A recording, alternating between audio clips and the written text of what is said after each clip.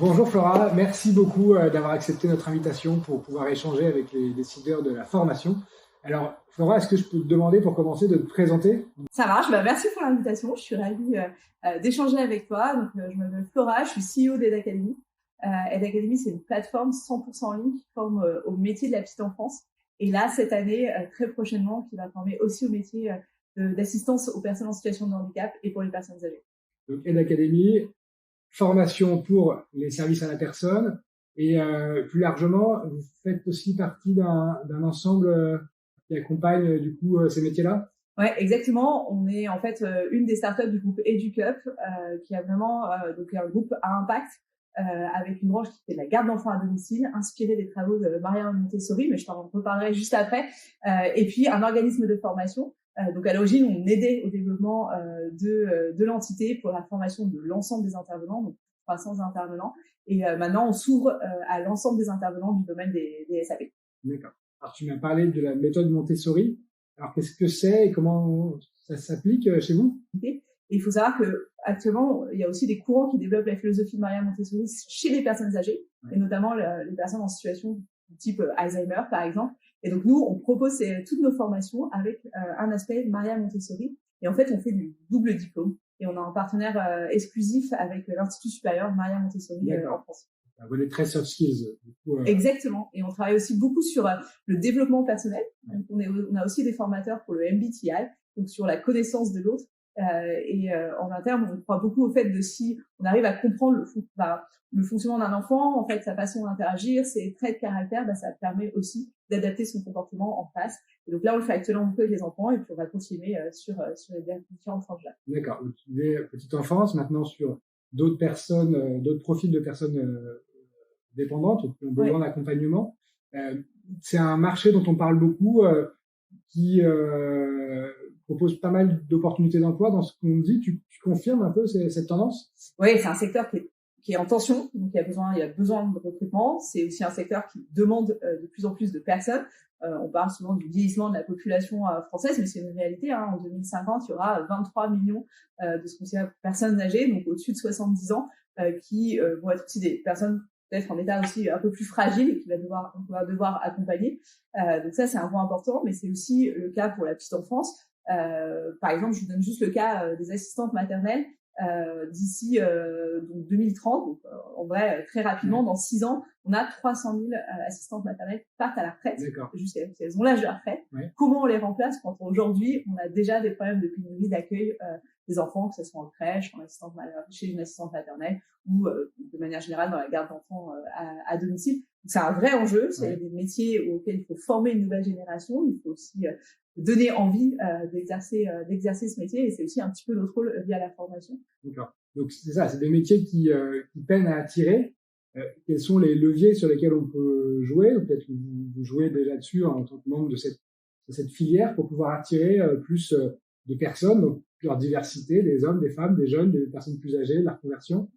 Je pense que déjà on travaille ensemble aussi à présenter ces métiers, parce qu'il y a un petit peu de méconnaissance aussi sur la diversité de ces métiers et sur les évolutions possibles au sein de ces métiers. Donc ça, c'est un point important d'orientation, de connaissance métier. Et puis c'est aussi une autre façon d'apprendre. En tout cas, nous on travaille dessus, se dire que on peut se former même en reconversion professionnelle, on peut se former tout au long de la vie, on peut mettre en place des pratiques différentes, des pédagogies différentes. Je parlais de Montessori, des activités et qu'on peut aussi passer de la petite enfance au grand âge tout au long de sa carrière, et donc du coup d'avoir vraiment une carrière, une ouverture sur l'ensemble des publics tout au long de sa carrière. Et concrètement, moi je me dis, en fait, c'est un domaine qui m'intéresse, je veux me reconvertir là-dedans. En combien de temps je peux opérer cette reconversion?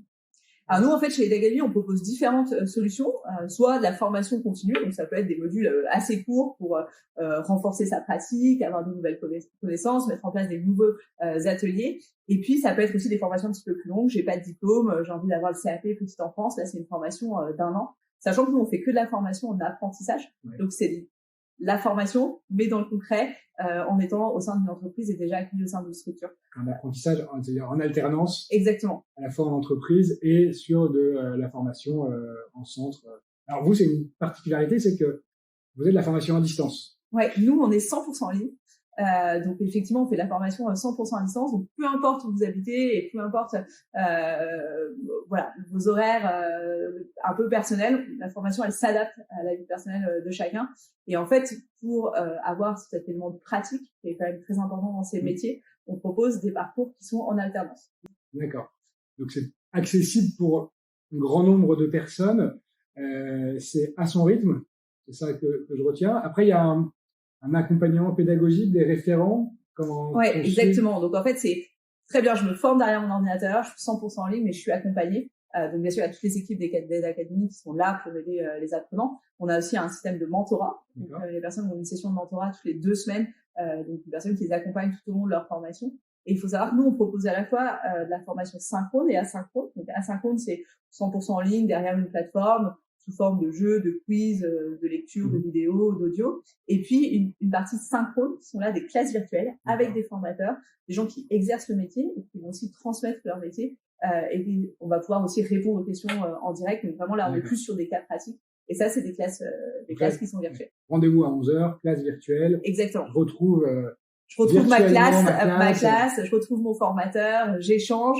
Je peux faire des rappels sur le cours, poser des questions. On a vraiment des cas pratiques. On a aussi des cas qui sont vraiment en studio, qui représentent une classe Montessori, une crèche, et donc avec des questions pratiques, on va regarder des gestuels, retravailler sur ça. Mais tout ça, peu importe si j'habite en Bretagne, à l'île de la Réunion, dans le sud de la France ou dans le centre de la France, voilà, tout le monde a accès au même cours en même temps. D'accord. Est-ce que cette modalité, ça permet de s'ouvrir à des publics plus divers qui pourraient être contraints par un job qu'ils occupent actuellement et qui ne veulent pas quitter tant qu'ils n'ont pas fini leur formation, des personnes qui ont des enfants à charge, donc qui doivent s'occuper la journée ou autre. Ouais, pour nous, c'est hyper important parce que du coup, ça rend notre formation inclusive, notamment pour des personnes qui peut-être sont un peu réfractaires à retourner à l'école ou à y aller, tout simplement, ou qui ont quitté les études à un certain moment de leur vie et qui ont du mal à retourner peut-être dans une classe. On a des personnes en reconversion, effectivement, qui ont aussi une vie familiale qui leur permet pas forcément d'aller sur place pour faire la formation. Et puis on a toutes les personnes, et il y a quand même beaucoup de départements en France où il n'y a pas de formation, notamment pas de formation petite enfance. Donc les gens n'ont pas accès à la formation, et ça veut dire que soit ils doivent déménager, soit ils doivent se déplacer et faire des kilomètres importants pour aller se former, alors que là en fait la formation vient chez eux. Et ça pour nous c'est aussi important de pouvoir toucher l'ensemble du territoire. D'accord. Et derrière, sur l'accès à l'emploi, est-ce que tu as des chiffres sur quelle est la proportion de titulaires de diplômes que vous délivrez qui accèdent effectivement à l'emploi? Alors nous, là, on est vraiment sur un secteur du service à la personne où il n'y a aucun souci pour trouver un emploi. Notre promotion de l'année dernière, en 2 mois, tout le monde avait un emploi. C'est pas le cas dans tous les domaines, mais nous, c'est vraiment pas un souci. Et effectivement, même c'est plutôt l'inverse, c'est-à-dire que c'est un secteur qui manque de personnes, cruellement de personnes. Donc, dès qu'ils ont quelqu'un, et en plus nous, ils sont formés, ils ont un double diplôme, donc ils sont encore plus recherchés les profils des académies. Mais vraiment, voilà, il y a pas d'enjeu sur la question de recrutement, et les personnes trouvent un emploi très rapidement. Donc, le message à passer, c'est si vous souhaitez travailler avec la petite enfance, avec des personnes âgées, allez-y, vous êtes garanti de trouver un job derrière si vous suivez une formation de façon rigoureuse. Vous allez jusqu'au diplôme. Ouais, à partir du moment où il y a le diplôme, vraiment, ça ouvre énormément de portes, et la possibilité aussi de travailler dans un secteur qui est très complet, et même d'évoluer au sein de ce secteur, parce qu'il y a de plus en plus, nous, on fait aussi des formations pour les acteurs du secteur, et on a de plus en plus de groupes qui vont former leurs intervenants en formation continue pour toujours leur apporter aussi des nouvelles choses. Donc, vous allez pouvoir aussi monter aussi leurs compétences au sein de votre emploi. D'accord. Donc, travailler avec des publics plus divers, avoir des responsabilités.